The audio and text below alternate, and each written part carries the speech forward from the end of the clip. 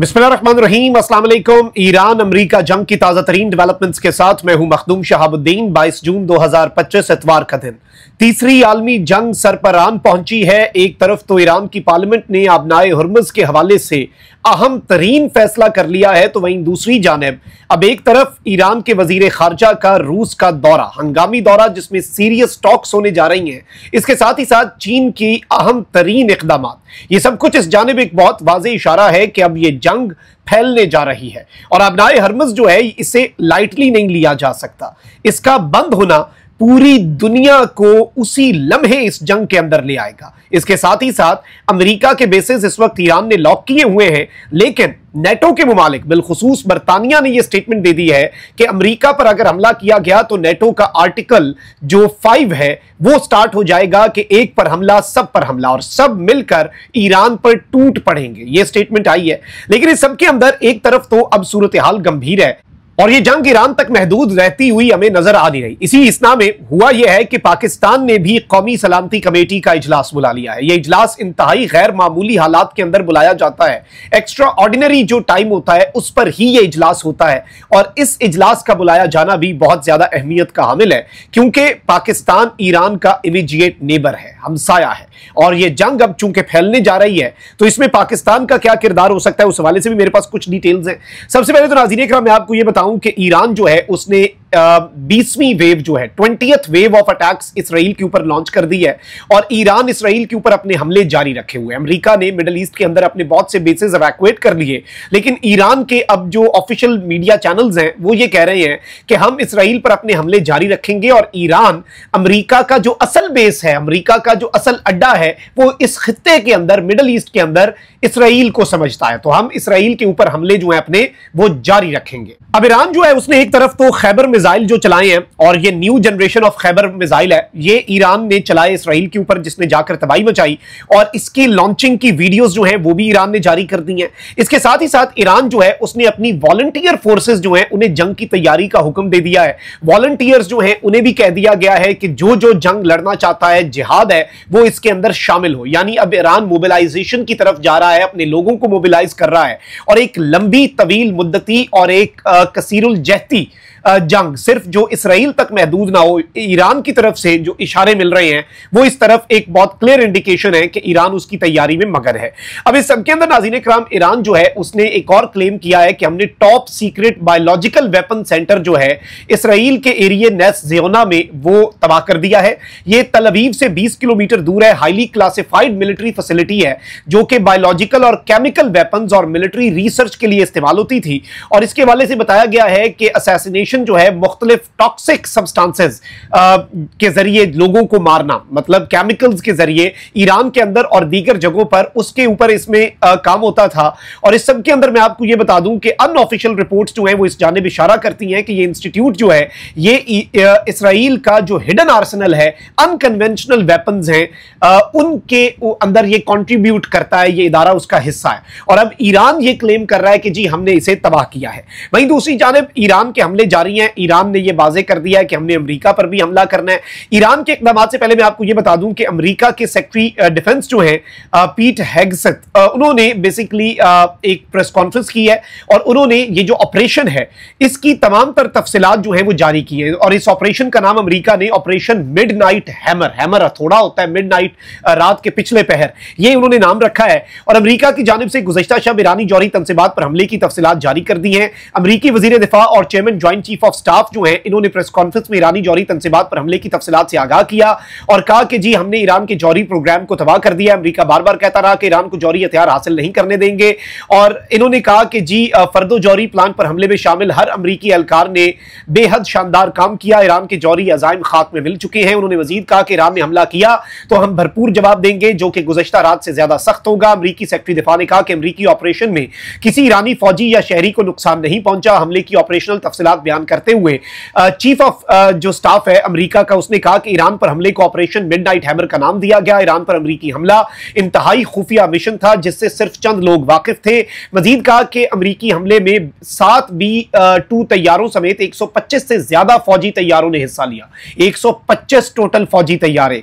यह अमेरिकी तारीख में B-2 बमबार तैयारों का सबसे बड़ा हमला था। जनरल डेन कैन ने कहा कि हमले में मजमूई तौर पर अमेरिकी हमले में 75 गाइडेड हथियारों का इस्तेमाल हुआ, जिनमें 14 GBU-57 बम भी शामिल थे, जो इस बम का पहला ऑपरेशनल इस्तेमाल था। यानी यह बम पहली मर्तबा तारीख में इस्तेमाल किए गए और एक साथ 14 बम जो है वो अमेरिका की तरफ से इस्तेमाल हुए।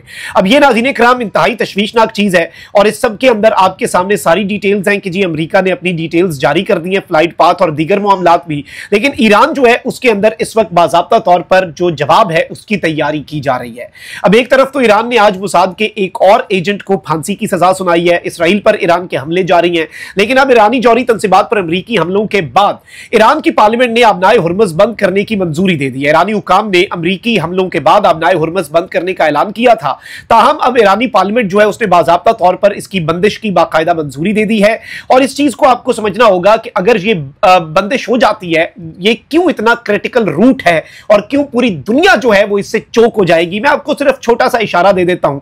सबसे पहले नाज़रीन किराम, जो LNG की सप्लाई है यूरोप और एशिया, वो हॉल्ट हो जाएगी, वो रुक जाएगी, डिसरप्ट हो जाएगी। यूरोप जो है वो एक नए एनर्जी क्राइसिस जो है उनका शिकार हो जाएगा। ग्लोबल ऑयल और गैस प्राइसेस जो है वो बहुत ज्यादा बढ़ जाएंगी और पूरी दुनिया के अंदर इन्फ्लेशन यानी कि महंगाई बढ़ेगी। और इस सब के अंदर स्ट्रेटेजिक पेट्रोलियम रिजर्व्स जो हैं वो अमेरिका और उसके एलाइज की तरफ से रिलीज किए जाएंगे। पेट्रोकेमिकल और रिफाइंड फ्यूल की सप्लाई चेन जो है वो डिसरप्ट हो जाएगी।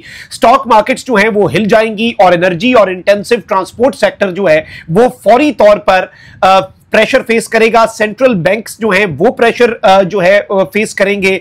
ग्लोबल रिसेशन होगी और एनर्जी डिपेंडेंट नेशंस जो हैं उनके लिए इकोनॉमी अपनी चलाना मुश्किल हो जाएगा। और इस सब के अंदर बहुत ही कम एक्सपोर्ट रूट्स हैं और बहुत चीजें जो हैं वो इस वक्त खराबी की तरफ जाएंगी। और इसमें मैं आपको ये भी बता दूं कि इवन चाइना और इंडिया जो है वो भी एनर्जी इंपोर्ट का शॉक जो है फेस करेंगे। कोई मुल्क जो है वो इससे महफूज नहीं रहेगा। और रशिया जो है इससे ऑल्दो मैं आपको बता दूं कि बेनिफिट करेगा जो प्राइस स्पाइक होगी और एनर्जी मार्केट डिस्ट्रप्शन होगी।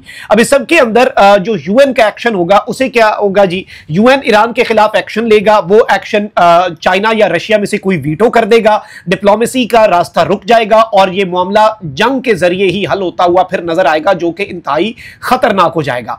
और दुनिया की तेल की रसद का 5वां हिस्सा यानी 20% इसी रास्ते से जाता है। यहां से आप समझ जाएं कि दुनिया का हर महकमा, हर चीज जो है वो इंपैक्ट होगी और तकरीबन तमाम तर ममालिक अदर देन रशिया वो इससे नुकसान का सामना करेंगे।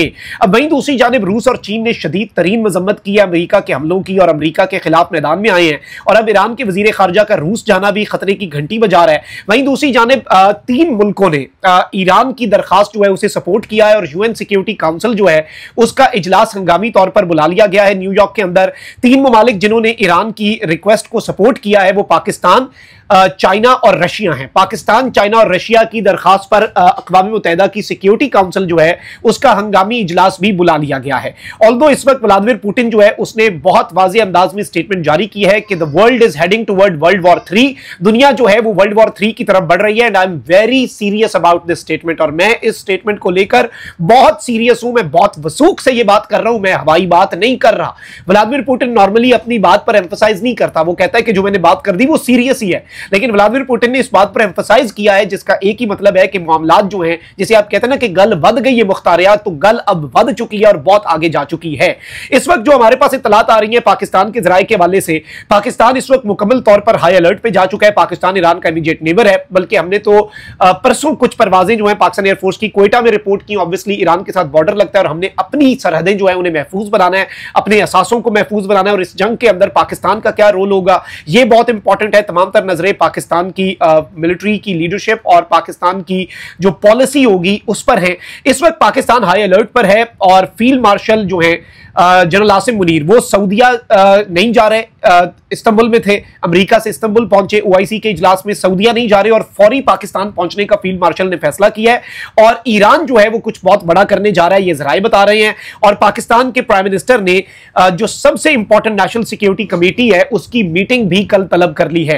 नेशनल सिक्योरिटी कमेटी की मीटिंग का तलब किया जाना भी इस जानिब एक बहुत क्लियर इंडिकेशन है that something big is about to happen और ईरान कुछ बहुत बड़ा करने जा रहा है और पाकिस्तान उससे पहले अपनी तैयारियां मुकम्मल करता हुआ नजर आ रहा है। और पाकिस्तान ऑब्वियसली आपको पता है कि अमेरिका की मजम्मत तो कर चुका है इस सब के अंदर और ईरान के प्रेसिडेंट को कॉल भी की है और ईरान के साथ इस तनाजे के अंदर स्पेसिफिक इंसिडेंट को लेकर पाकिस्तान इसमें अमेरिका के साथ खड़ा हुआ नजर आ नहीं रहा। और अब पाकिस्तान की नेशनल सिक्योरिटी कमेटी की मीटिंग का इजलास बुलाया जाना भी बहुत सिंबॉलिक है और इसके क्या नतीजे होंगे ये भी इन द कमिंग डेज हमें पता लग जाएंगे, बल्कि अब तो it is a matter of few hours. अपने बहुत ख्याल रखिए। अल्लाह निगहबान। पाकिस्तान जिंदाबाद।